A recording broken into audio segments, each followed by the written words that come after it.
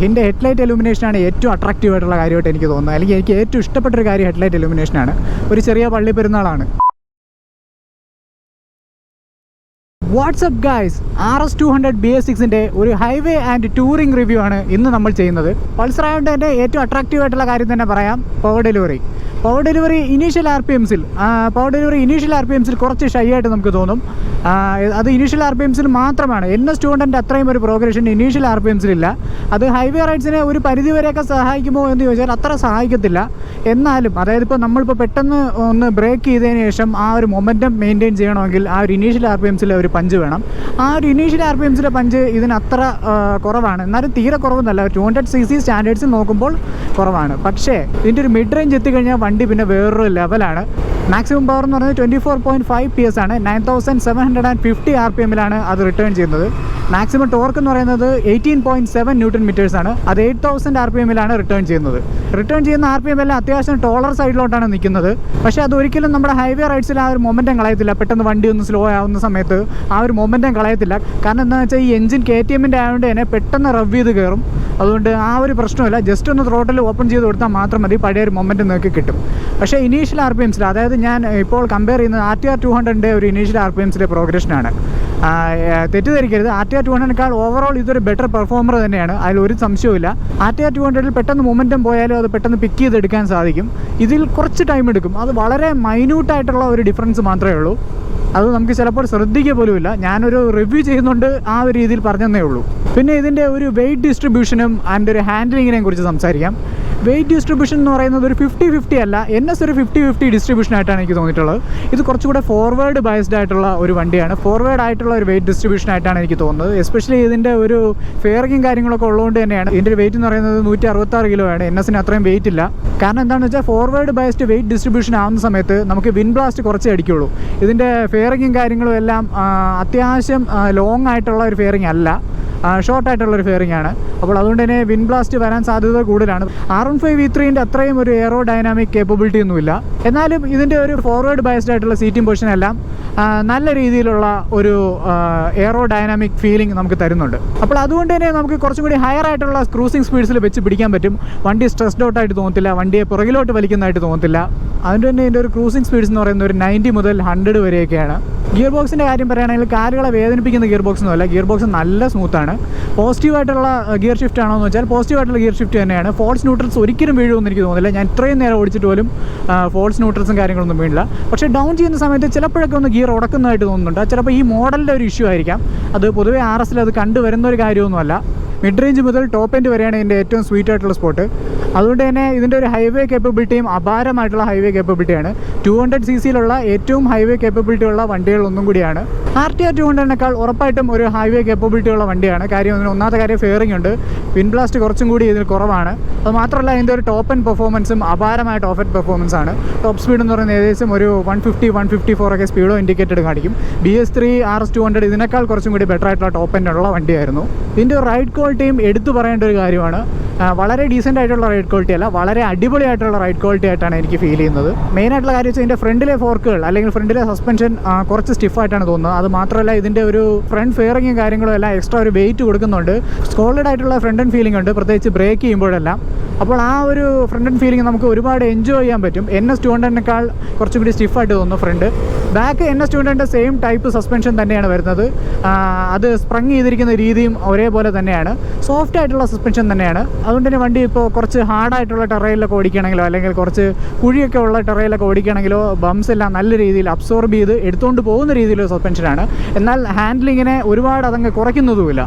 അപ്പോൾ അത് വളരെ ബുദ്ധിപരമായിട്ടാണ് പൾസർ ആ ഒരു സസ്പെൻഷൻ ട്യൂൺ ചെയ്തിരിക്കുന്നത് എന്ന് തന്നെ പറയാം. അപ്പോൾ അതുകൊണ്ട് തന്നെ റൈഡ് ക്വാളിറ്റി നമുക്കൊരു 10-ൽ 8 മാർക്ക് കൊടുക്കാവുന്ന രീതിയിലെ റൈഡ് ക്വാളിറ്റിയാണ്. RTR200ൻ്റെ റൈഡ് ക്വാളിറ്റി ഉണ്ടോ എന്ന് വെച്ചാൽ അത്രയും റൈഡ് ക്വാളിറ്റി എനിക്ക് ഫീൽ ചെയ്യുന്നില്ല. എന്നാലും ഒരു സെക്കൻഡ് ബെസ്റ്റായിട്ട് എനിക്ക് തോന്നും. RC200നേക്കാൾ ഉറപ്പായിട്ട് റൈഡ് ക്വാളിറ്റി ഉണ്ട്. കാരണം RC200നേക്കാൾ വണ്ടി ഓവറോൾ കുറേ സോഫ്റ്റാണ്. വളരെ ലോങ് ആയിട്ടുള്ള ഹൈവേ റൈഡ്സിലെല്ലാം നമുക്ക് ഒരുപാട് സഹായിക്കുന്ന ഒരു തരത്തിലുള്ള സസ്പെൻഷനാണ്. ആകെ ശ്രദ്ധിക്കേണ്ട ഒരു കാര്യം ഇതിൻ്റെ സീറ്റ്സാണ്. സീറ്റ്സ് കുറച്ച് ഹാർഡാണ്. NSൻ്റെ സെയിം സീറ്റ്സ് തന്നെയാണ് വരുന്നത്. വലിയ വ്യത്യാസങ്ങളും കാര്യങ്ങളൊന്നുമില്ല. അപ്പോൾ ആ ഒരു കോമ്പൗണ്ട് കുറച്ച് ഹാർഡായിട്ട് എനിക്ക് തോന്നുന്നു. ലോങ് ആയിട്ട് ഹൈവേയിൽ പോകുന്ന സമയത്ത് നമ്മുടെ തുടകളെയെല്ലാം കുറച്ച് വേദനിപ്പിക്കാൻ സാധ്യതകൾ കൂടുതലാണ്. അപ്പോൾ അങ്ങനെ വരുന്ന സമയത്ത് നമുക്ക് ഊരി മാറ്റാൻ പറ്റുന്ന രീതിയിൽ ഒരു ജെൽ സീറ്റ് വാങ്ങുകയോ അങ്ങനെ എന്തെങ്കിലും ചെയ്യുക. അപ്പോൾ ആ ഒരു പ്രശ്നം അതങ്ങ് മാറിക്കോളും.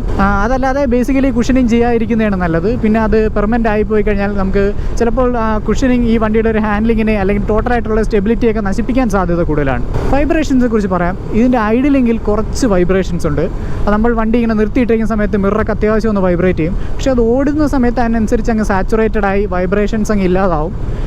വളരെ സ്മൂത്തായിട്ടുള്ള വണ്ടിയാണോ എന്ന് വെച്ചാൽ ഓൾമോസ്റ്റ് സ്മൂത്തായിട്ടുള്ളൊരു വണ്ടിയാണ്. നമുക്ക് ബോദർ ചെയ്യുന്ന രീതിയിലുള്ള ഒരു തരത്തിലുള്ള വൈബ്രേഷൻസും ഇല്ല. ആ കാര്യത്തിലൊക്കെ ഫുള്ളി സാറ്റിസ്ഫൈഡ് ആയിരിക്കും നിങ്ങൾ. കാരണം ഇതിൻ്റെ ഒരു ക്രൂസിംഗ് സ്പീഡ്സ് ആ ഒരു 95 വെച്ച് പിടിക്കുന്ന സമയത്തും ഒട്ടും വൈബ്രേഷൻ ഇല്ല. പിന്നെയും ഈ വണ്ടിക്ക് ഒരു നല്ല രീതിയിൽ പ്രോഗ്രഷൻ ഉണ്ട്. ഇതിൻ്റെ വൈബ്രേഷൻ എവിടെ വരുമെന്ന് വെച്ചാൽ ഒരു 120 അപ്പുറം ഫുഡ് പെക്സിൽ കുറച്ച് വൈബ്രേഷൻ ഫീൽ ചെയ്യും. RTR 200 അത്രയും സ്മൂത്ത് ആണോ എന്ന് വെച്ചാൽ അല്ല. RTR 200 ഇപ്പോൾ അത്യാവശ്യം നല്ല സ്മൂത്താണ്. BS6 വെർഷൻ അത്യാവശ്യം നല്ല രീതിയിൽ സ്മൂത്താണ്. അത്രയും ഒരു സ്മൂത്ത്നെസ് ഇല്ല. എന്നാലും നമുക്ക് ഒരു തരത്തിലുള്ള കംപ്ലൈൻറ്റും പറയത്തക്ക രീതിയിൽ ഒരു റഫ്നെസ്സും ഇല്ല. വിൻ ബ്ലാസ്റ്റ് ഒരു ചെറിയ പ്രശ്നമാണ്. കാര്യം ഫെയറിങ് കുറച്ചും കൂടി ടോളാവായിരുന്നു എന്ന് എനിക്ക് തോന്നി. വിൻ ബ്ലാസ്റ്റ് ഒരു കുറച്ച് പ്രശ്നമാണ്. എസ്പെഷ്യലി ഒരു 100 പോകുന്ന സമയത്ത് വിൻ ബ്ലാസ്റ്റ് ഒരു കുറച്ച് സീനായിട്ട് എനിക്ക് തോന്നുന്നുണ്ട്. അതല്ലാതെ വേറെ പ്രശ്നമില്ല. മെയിനായിട്ട് ഒരു ബബിൾ വൈസർ എടുത്ത് വെച്ചാൽ മതി. അല്ലെങ്കിൽ കുറച്ചും കൂടി ടോളായിട്ടുള്ള ഒരു വിൻസ്ക്രീൻ വെച്ചാൽ അതിൻ്റെ ഒരു പ്രശ്നം ഏകദേശം മിനിമൈസ് ആവും. ഇത് അത്യാവശ്യം വെയിറ്റ് ഒക്കെ ഉള്ള ഒരു വണ്ടി ആയതുകൊണ്ട് തന്നെ വലിയ ഒരു വിൻ ബ്ലാസ്റ്റ് നമുക്ക് അടിക്കത്തില്ല. നമ്മളെ ബാക്കിലോട്ട് വലിക്കുന്ന രീതിയിലുള്ള ഒരു വിൻ ബ്ലാസ്റ്റ് ഒന്നും അടിക്കത്തില്ല. എന്നാലും ഇതിന് കുറച്ച് വിൻ ബ്ലാസ്റ്റ് ഉണ്ട്. കുറച്ചും കൂടി ഇതിൻ്റെ ഒരു ഫെയറിങ് കുറച്ചും കൂടി അപ്പാക്കായിരുന്നു എന്ന് എനിക്ക് തോന്നി. ഇതിൻ്റെ ഒരു ഹാൻഡിലിംഗ് അതും നമുക്ക് ലോങ് ആയിട്ട് ടൂർ ചെയ്യുമ്പോൾ വളരെ അത്യാവശ്യമായിട്ടുള്ളൊരു കാര്യമാണ്. പെരിമീറ്റർ ഫ്രെയിമാണ് ഈ വണ്ടിക്ക് വരുന്നത്. NSലായാലും ശരി തന്നെയാണ്. ഇപ്പോൾ NS 125 വരെ പെരിമീറ്റർ ഫ്രെയിമാണ് വരുന്നത്. വളരെ നല്ല ഫീഡ്ബാക്കുള്ള ഒരു ഫ്രെയിമാണ് പെരിമീറ്റർ ഫ്രെയിം. R15 വരെ പെരിമീറ്റർ ഫ്രെയിമാണ്. അതിന് വേറൊരു പേരാണ് ഡെൽറ്റ ബോക്സ് ഫ്രെയിം എന്നാണ് അതിന് പറയുന്നത്. സെയിം ആയിട്ടുള്ള കോൺഫിഗറേഷൻ തന്നെയാണ് ഈ വണ്ടിയിലും വരുന്നത്. വീൽ ബേസും കൂടി NSനേക്കാൾ കുറച്ചും കൂടി കുറഞ്ഞത് കൊണ്ട് തന്നെ ഈ വണ്ടി NSൻ്റെ അത്രയും ഫ്ലിക്കബിളാണ്. NSനേക്കാൾ ഫ്ലിക്കബിൾ ആണെന്ന് പറയില്ല. കാര്യം എന്ന് വെച്ചാൽ ഈ വണ്ടിക്ക് കുറച്ച് വെയിറ്റ് ഉണ്ട്. വെയിറ്റ് ഉള്ളത് ഇതിൻ്റെ ഒരു ഫ്ലിക്കബിലിറ്റിയെ നശിപ്പിക്കുന്നുണ്ട്. ഏകദേശം NSൻ്റെ ഒരു ഫ്ലിക്കബിലിറ്റി ഈ വണ്ടി തരുന്നുണ്ട്. അത്രയും ഒരു ഫ്ലിക്കബിൾ അല്ല. അതിൻ്റെ മെയിൻ കാര്യം എന്ന് വെച്ചാൽ ഇതിൻ്റെ ഒരു വീൽ ബേസ് കുറച്ചുകൊണ്ട് കൂടിയാണ്. വീൽ ബേസ് കൂടി NSൻ്റെ സെയിം വീൽ ബേസ് ആയിരുന്നെങ്കിൽ കുറച്ച് ബുദ്ധിമുട്ടായിരുന്നു ഈ വണ്ടി ഒന്ന് മാനുവർ ചെയ്ത് എടുത്തുകൊണ്ട് പോകാനൊക്കെ കുറച്ച് ബുദ്ധിമുട്ടായിരുന്നേനെ. പക്ഷേ ഇപ്പോൾ ആ ഒരു പ്രശ്നമൊന്നുമില്ല. വണ്ടി അത്യാവശ്യം മാനുവർ ചെയ്തൊക്കെ എടുത്തുകൊണ്ട് പോകാം. RTR 200 അത്രയും ഒരു ഹാൻഡ്ലിംഗ് ഉണ്ടോ എന്ന് വെച്ചാൽ ഇല്ല. RTR 200 കുറച്ചുകൂടി ലൈറ്റ് ആയിട്ടുള്ള വണ്ടിയാണ്. അതുകൊണ്ട് അത്രയും ഹാൻഡ്ലിംഗ് ഇല്ല. എന്നാലും ഹൈവേ റൈഡ് നോക്കുന്ന സമയത്ത് ഇത് കുറച്ചുകൂടി പതിഞ്ഞാണ് പോണത്. അപ്പോൾ അത് ഏറ്റവും അത്യാവശ്യം അതുമാണ്. RTR 200 വിൻ ബ്ലാസ്റ്റൊക്കെ അടിച്ച് നമ്മളൊരു വഴിയാവും. കാരണം ലോങ് ആയിട്ടുള്ള ഒരു ഹൈവേ റൈഡ്സിനൊക്കെ പോകുന്ന സമയത്ത് ഇതാണെങ്കിൽ നല്ല ഒരു ഫോർവേഡ് ബൈസ്ഡ് ആയിട്ടുള്ള വെയിറ്റ് ഡിസ്ട്രിബ്യൂഷൻ ഉണ്ട്. വണ്ടി പതിഞ്ഞാണ് പോണത്. അപ്പോൾ അത് ഒരുപാട് അഡ്വാൻറ്റേജ് ഉണ്ട്. നമുക്കൊരു പൊതുവിൽ നല്ല രീതിയിലുള്ള ഒരു ഫീഡ്ബാക്ക് നമുക്ക് കിട്ടും ഹൈവേ റൈഡിൽ ഓടിക്കുന്ന സമയത്ത്. ഈ വണ്ടി ഓടിക്കുന്നതിൻ്റെ അത്രയും സാറ്റിസ്ഫാക്ടറി ആയിട്ട് ഹൈവേ റൈഡ്സിൽ മറ്റൊരു 200cc ഉണ്ടോ എന്ന് തന്നെ എനിക്ക് സംശയമാണ്. ഇതിൻ്റെ ഒരു ടാങ്ക് കപ്പാസിറ്റി എന്ന് പറയുന്നത് 13 ലിറ്ററാണ്. 13 ലിറ്റർ ചെറിയ ഒരു ടാങ്ക് കപ്പാസിറ്റി ആയിട്ട് തോന്നുന്നില്ല. പ്രത്യേകിച്ച് ഇപ്പോഴത്തെ വണ്ടികളുടെ ഒരു സ്റ്റാൻഡേർഡ്സിൽ. ഇപ്പോഴത്തെ എല്ലാ വണ്ടികളിലും ഒരു 13 അല്ലെങ്കിൽ ഒരു 12 റേഞ്ചിലൊക്കെ വരുന്നുള്ളൂ. അല്ലെങ്കിൽ പക്കായിട്ടുള്ള ഒരു ടൂറിംഗ് ആയിട്ടുള്ള വണ്ടി മാത്രമേ ഒരു 18 റേഞ്ചിലൊക്കെ വരുന്നുള്ളൂ. മഹീന്ദ്ര മോജയ്ക്കൊക്കെ 18 ലിറ്ററൊക്കെയാണ് ടാങ്ക് കപ്പാസിറ്റി വരുന്നത്. അത്രയൊന്നുമില്ല. പക്ഷേ ഇതിൻ്റെ ഒരു മൈലേജും കൂടി കൺസിഡർ ചെയ്യുന്ന സമയത്ത് ഈ വണ്ടിക്ക് നല്ലൊരു ടാങ്ക് റേഞ്ച് ഉണ്ട് എന്ന് പറയാൻ പറ്റും. കാരണം 13 ലിറ്റർ വെച്ച് നോക്കുന്ന സമയത്ത് ഒരു 35 മൈലേജ് കാൽക്കുലേറ്റ് ചെയ്താൽ പോലും ഏകദേശം ഒരു 500ഓളം അല്ലെങ്കിൽ ഒരു 450 460ഓളം ഇതിനൊരു ടാങ്ക് റേഞ്ച് വരുന്നുണ്ട്. അതപ്പോൾ ലോങ് ആയിട്ടുള്ള ഹൈവേ റൈഡ്സിനൊക്കെ അത് വളരെ സഫീഷ്യൻ്റ് ആയിട്ടുള്ള ഒരു ടാങ്ക് റേഞ്ചാണ്. പെട്ടെന്നൊന്നും റീഫിൽ ചെയ്യേണ്ട കാര്യമില്ല. ഒരു തവണ ഫുൾ ടാങ്ക് അടിച്ചാൽ ഒരു 500 കിലോമീറ്ററിനകം ഒരു 480 അല്ലെങ്കിൽ ഒരു 450 കിലോമീറ്റേഴ്സിനകം ഇത് പോയിട്ട് വരും. സ്പീഡോയുടെ കാര്യം പറയുകയാണെങ്കിൽ ടൂറിംഗ് ഫീച്ചേഴ്സായിട്ട് സ്പീഡോയിൽ അങ്ങനെ പ്രത്യേകിച്ച് കാര്യങ്ങളൊന്നുമില്ല. ആവറേജ് ഫ്യൂവൽ കൺസപ്ഷനോ അല്ലെങ്കിൽ ടാങ്ക് റേഞ്ച് കാണിക്കുന്ന പരിപാടിയോ അങ്ങനെയൊന്നും ഈ വണ്ടിയിലില്ല. ആകെ ഉള്ളത് 2 ട്രിപ്പ് മീറ്ററാണ്. പൾസർ ഇതൊരു ടൂറിംഗ് വണ്ടിയായിട്ടല്ല ഇറക്കിയിരിക്കുന്നത്. ഇതൊരു പ്രാക്ടിക്കൽ ലൈഫിൽ നമുക്ക് ഒക്കേഷണലായിട്ട് ടൂർ ചെയ്യാം, എന്നാൽ നമുക്ക് കുറച്ചും കൂടി ഹൈവേയിൽ കൂടി എടുത്തുകൊണ്ട് ഇറങ്ങാം എന്ന രീതിയിലാണ് ബജാജ് ഈ ഒരു വണ്ടി ഇറക്കിയിരിക്കുന്നത്. അതുകൊണ്ട് തന്നെ ഒരുപാട് ടൂറിംഗ് ഫീച്ചേഴ്സ് ഇല്ലാത്തതും വലിയൊരു തെറ്റായിട്ട് നമുക്ക് പറയാൻ പറ്റത്തില്ല. ഇപ്പോൾ ഈ വണ്ടിയിൽ ടാങ്ക് റേഞ്ച് ഇല്ല, അതില്ല എന്നങ്ങനെയൊന്നും പറയാൻ പറ്റത്തില്ല. കാര്യം ഇത് സിറ്റി ഓട്ടത്തിനും കൂടി ഉണ്ടാക്കിയിരിക്കുന്ന വണ്ടിയാണ്. എന്നാൽ നമുക്ക് ഹൈവേയിൽ യൂസ് ചെയ്യാം. ഒക്കേഷണലായിട്ടല്ല ഹൈവേയിൽ യൂസ് ചെയ്യുന്നത്, ഒക്കേഷണലായിട്ടും എടുത്തുകൊണ്ട് ഇറങ്ങാം. അതല്ലാതെ നമുക്ക് ഒരു ടൂറായിട്ട് ഈ വണ്ടിയിൽ ഉപയോഗിക്കാം. ചെറിയ മോഡിഫിക്കേഷൻസ് മാത്രം മതി. ഹീറ്റിംഗ് അത്ര ഹീറ്റിംഗ് ഉള്ളതായിട്ട് തോന്നുന്നില്ല. എസ്പെഷ്യലി ഹൈവേയിൽ തീരെ ഹീറ്റിംഗ് ഇല്ല എന്ന് തന്നെ പറയാം. ഒട്ടും കാലിൽ അങ്ങനെ അടിക്കുന്നൊന്നുമില്ല. ഒരു തരത്തിലുള്ള സ്റ്റീമോ കാര്യങ്ങളോ ഒന്നും കാലിൽ അടിക്കുന്നൊന്നുമില്ല. സിറ്റിയിൽ പോകുന്ന സമയത്ത് കുറച്ച് ഹീറ്റിംഗ് ഉണ്ട്. നമ്മളിപ്പോൾ ഇതൊരു ടൂറിംഗ് റിവ്യൂ ആയതുകൊണ്ട് തന്നെ ആ ഒരു സ്റ്റാൻഡ് പോയിന്റ് എന്ന് പറയാം. ഹൈവേയിൽ ഒട്ടും ഹീറ്റിംഗ് ഇല്ല കേട്ടോ. ഒട്ടും ഹീറ്റിംഗ് ഇല്ലെന്ന് വെച്ചാൽ ഒട്ടും ഹീറ്റിംഗ് ഇല്ല. നിങ്ങൾ പ്യുവറായിട്ട് സാറ്റിസ്ഫൈഡ് ആയിരിക്കും, ഫുള്ളി സാറ്റിസ്ഫൈഡ് ആയിരിക്കും. പില്ലിയൻ സീറ്റ് കംഫർട്ട് ആണെങ്കിൽ അത്ര ഒരു പില്ലിയൻ സീറ്റ് കംഫർട്ട് ഇല്ല. ഇപ്പോൾ നമ്മൾ R15 V3 അല്ലെങ്കിൽ V4 ഒക്കെ ആയിട്ട് ടൂർ ചെയ്യാൻ ഇറങ്ങുന്നെങ്കിൽ നിങ്ങൾക്ക് ഇത് സ്വർഗ്ഗമായിട്ട് തോന്നും. അതല്ലാതെ വെച്ച് നോക്കുന്ന സമയത്ത് പില്ലിയൻ സീറ്റ് കംഫർട്ട് നമുക്ക് ബാക്കിൽ പില്ലുണ്ട്, ഇരിക്കാനുള്ള റൂമും കാര്യങ്ങളൊക്കെ ഉണ്ട്. പക്ഷേ ബാക്കിൽ പിടിക്കാനുള്ള ഗ്രാബ് റെയിലും കാര്യങ്ങളൊക്കെ കുറച്ച് കുറവാണ്. ഗ്രാബ് റെയിൽ ഇല്ല എന്ന് തന്നെ പറയാം. എന്നാലും പിടിക്കാനുള്ള ചെറിയൊരു സ്പേസ് ബാക്കിൽ കൊടുത്തിട്ടുണ്ട്, ഒരു ഹോൾഡർ പോലെ. അപ്പോൾ നമ്മളൊരു ആഫ്റ്റർ മാർക്കറ്റായിട്ട് ബാക്കിൽ എന്തെങ്കിലും ചെയ്യുന്നതായിരിക്കും നല്ലത്. അപ്പോൾ അതിൻ്റെ കൂടെ തന്നെ ക്യാരിയറും ചെയ്യാം. ക്ലാമ്പോ കാര്യങ്ങളൊന്നും ഇതിലില്ല. ഇത് നമ്മുടെ ആ ഫുഡ് റെസ്റ്റിൻ്റെ അവിടെ നിന്ന് വരുന്ന ആ സംഭവത്തിൽ നിന്ന് എടുത്ത് ബാക്കിലോട്ട് ചെയ്യേണ്ടി വരും. അപ്പോൾ അങ്ങനെ ചെയ്താൽ നമുക്ക് കുറച്ചും കൂടി ബാക്കിൽ പിടിച്ചിരിക്കാനൊക്കെ പറ്റും. അത് മാത്രമല്ല അതിൽ ലഗേജ് വെക്കാൻ പറ്റും. ലഗേജ് ക്യാരിയിങ് കപ്പാസിറ്റി വണ്ടിക്ക് കൂടുകയും ചെയ്യും. ഇത് എത്രയായാലും ഒരു സ്പോർട്സ് ബൈക്കല്ല, ഒരു സ്പോർട്സ് ടൂറാണ്. അപ്പോൾ വലിയൊരു ലഗേജ് ക്യാരിയിങ് കപ്പാസിറ്റി ഒന്നുമില്ല. അപ്പോൾ ലഗേജ് ക്യാരിയിങ് കപ്പാസിറ്റി നിങ്ങൾക്ക് വേണമെങ്കിൽ ഇതിൻ്റെ ബാക്കിൽ നിന്ന് ചെയ്യാനുള്ള വകുപ്പുകളൊക്കെ ഉണ്ട്. ഇപ്പോൾ ഒരുപാട് പേര് ആഫ്റ്റർ മാർക്കറ്റ് ആക്സറീസ് ചെയ്തു കൊടുക്കും. പിന്നെ ഈ ആഫ്റ്റർ മാർക്കറ്റ് ആക്സറീസ് എല്ലാം ചെയ്യുന്ന സമയത്ത് അണ്ടർ യുവർ ഓൺ റിസ്ക്, കാരണം MVD ഒക്കെ കുറച്ച് പ്രശ്നമായിട്ട് നിൽക്കുന്ന ഒരു സമയം കൂടിയാണ്. അപ്പോൾ ഓൺ റിസ്കിൽ അങ്ങനത്തെ കാര്യങ്ങളെല്ലാം ചെയ്യുക. എന്നാലും ഇത് ടൂർ ചെയ്യാം. ഇപ്പോൾ ബാക്കിൽ ലഗേജ് ക്യാരിയിങ് കപ്പാസിറ്റി ഇല്ലെങ്കിൽ അത്യാവശ്യം ലഗേജ് ക്യാരിയിങ് കപ്പാസിറ്റിയും ഇതിൽ ഉണ്ടാക്കാൻ പറ്റും. അതിൽ തന്നെ നമുക്ക് ചില കാര്യങ്ങളൊക്കെ വെക്കുകയും ചെയ്യാം. ടൂൾ ബോക്സ് പോലത്തെ കാര്യങ്ങളായാലോ, അല്ലെങ്കിൽ ഇപ്പോൾ എക്സ്ട്രാ ഫ്യൂവൽ ആണെങ്കിലോ, അങ്ങനെയുള്ള കാര്യങ്ങൾ, ബാഗോ അല്ലെങ്കിൽ അങ്ങനെ എന്തെങ്കിലുമൊക്കെ ഉള്ള ഒരു സംഭവങ്ങളൊക്കെ എല്ലാം വെക്കാൻ ചെയ്യാം. അപ്പോൾ അതുകൊണ്ട് ലഗേജ് ക്യാരിയിങ് കപ്പാസിറ്റി നമുക്ക് ഉണ്ടാക്കാനുള്ള സ്പേസിൽ കിടപ്പുണ്ട്. ഇതിൻ്റെ ഒരു സീറ്റ് ഹൈറ്റ് എന്ന് പറയുന്നത് 810 mm ആണ്. അത് തീരെ ഷോർട്ടറായിട്ടുള്ള ഒരു സീറ്റ് ഹൈറ്റ് അല്ല, എന്നാലും അത് ഒരുപാട് അങ്ങ് ടോളുമല്ല. നമുക്ക് ഒരു 5'6" ഒക്കെ ഉള്ള ഒരാൾക്ക് വളരെ സ്മൂത്തായിട്ട് എടുത്തുകൊണ്ട് പോകാൻ പറ്റും. 5'6" താഴെയുള്ളവർക്ക് കുറച്ച് ബുദ്ധിമുട്ടായിരിക്കും. എന്നാലും കുഴപ്പമൊന്നുമില്ല, കുറച്ച് കഴിയുമ്പോൾ അങ്ങ് മാസ്റ്റർ ചെയ്ത് വരും. അതുകൊണ്ട് തന്നെ നിങ്ങൾക്ക് ഒരു ഹൈറ്റ് നിങ്ങൾക്ക് ഒരു ഇഷ്യൂ ആണെങ്കിൽ പോലും RS200 കൺസിഡർ ചെയ്യാതെ ഇരിക്കേണ്ട കാര്യമില്ല. ഇതിൻ്റെ ഒരു ഡയമെൻഷനൊക്കെ വളരെ കോമ്പാക്റ്റ് ആണ്. അതുകൊണ്ട് തന്നെ ഹൈവേയിലായാലും ഇടയിൽ കൂടെയൊക്കെ എടുത്തുകൊണ്ട് പോകാനൊക്കെ പറ്റും. സീറ്റ് ഹൈറ്റും വലിയ പ്രശ്നമൊന്നും ഇല്ലാത്ത രീതിയിലൊരു സീറ്റ് ഹൈറ്റാണ്. സീറ്റിൻ്റെ കാര്യമായാലും വളരെ നാരോ ആയിട്ടുള്ള സീറ്റ് ആയതുകൊണ്ട് തന്നെ നല്ല രീതിയിൽ കാല് എത്തുന്നതൊക്കെ ആയിരിക്കും. കാലെത്തില്ല അല്ലെങ്കിൽ ഭയങ്കര പൊക്കമാണ് എന്ന രീതിയിൽ ഈ വണ്ടി അവഗണിക്കേണ്ട കാര്യമില്ല. നമുക്ക് എത്താവുന്നതേ ഉള്ളൂ. ഒരു 5'3" താഴേക്കുള്ളവർക്ക് കുറച്ച് ബുദ്ധിമുട്ടായിട്ട് തോന്നും. അവർക്കും ഇത് കുറച്ച് ഓടിച്ച് വരുമ്പോൾ ഇതിൻ്റെ ഒരു ഇക്വിലിബ്രിയവും കാര്യങ്ങളൊക്കെ മനസ്സിലാകുമ്പോൾ അങ്ങ് റെഡിയായി വന്നോളും. ഫെയറിംഗ് ഉള്ള വണ്ടിയിൽ ഇത്രയും അപ്രൈറ്റ് ആയിട്ടുള്ള സീറ്റിംഗ് പൊസിഷൻ കിട്ടുന്നത് വളരെ വിരളമാണ്. CBR 250 പോലും ഇത്രയും അപ്രൈറ്റ് ആണെന്ന് എനിക്ക് തോന്നുന്നില്ല. കുറച്ചും കൂടി ഒന്ന് കുനിഞ്ഞിരിക്കണം. ഫുഡ് പെക്സ് എല്ലാം അത്ര ഓവർലി റിയർ സെറ്റ് അല്ല, നോർമലായിട്ട് ഒരുവിധം റിയർ സെറ്റ് ചെയ്തിരിക്കുന്ന ഫുഡ് പെക്സ് ആണ്. അപ്പോൾ അത് നമ്മുടെ ഒരു കംഫർട്ട് ലെവൽ കൂട്ടുന്നുണ്ട്, എന്നാൽ നമ്മുടെ ഒരു കമ്മിറ്റഡ് ആയിട്ടുള്ള റൈഡിംഗ് പോസ്റ്ററിനെ നശിപ്പിക്കുന്നതുമില്ല. ഇതിൻ്റെ ഹെഡ്ലൈറ്റ് എലുമിനേഷനാണ് ഏറ്റവും അട്രാക്റ്റീവ് ആയിട്ടുള്ള കാര്യമായിട്ട് എനിക്ക് തോന്നുന്നത്. അല്ലെങ്കിൽ എനിക്ക് ഏറ്റവും ഇഷ്ടപ്പെട്ടൊരു കാര്യം ഹെഡ്ലൈറ്റ് എലുമിനേഷനാണ്. ഒരു ചെറിയ പള്ളി പെരുന്നാളാണ്. ഹൈ ബീം എന്ന് പറയുന്നത് 65 വാട്ടിൻ്റെയാണ് വരുന്നത്. 220 പോലും 55 വാട്ടിൻ്റെ പ്രൊജക്ടർ ഹെഡ് ലാമ്പാണ്. ഇത് 65 വാട്ടിൻ്റെ പ്രൊജക്ടർ ഹെഡ് ലാമ്പാണ് വരുന്നത്. ലോ ബീം എന്ന് പറയുന്നത് 55 വാട്ടിൻ്റെയാണ്. 55 വാട്ടിൻ്റെ പ്രൊജക്ടർ ഹെഡ് ലാമ്പ് ലോ ബീമിലായാലും വളരെ സഫീഷ്യൻ്റ് ആയിട്ടുള്ള ഒരു വെട്ടമുണ്ട്, നല്ലൊരു ത്രോയും ഉണ്ട്, നല്ല രീതിയിലൊരു ഇൻറ്റൻസിറ്റി ഉണ്ട്. ഹൈവേയിലൊക്കെ നമുക്ക് വെച്ച് വിടാം. മഴയുള്ള കണ്ടീഷൻസിലാണെങ്കിൽ പോലും നമുക്ക് ഇതിൻ്റെ ഒരു വെട്ടം അല്ലെങ്കിൽ ഇതിൻ്റെ ഒരു ത്രോ നമുക്ക് നല്ലപോലെ റോഡിൽ അറിയാൻ പറ്റും.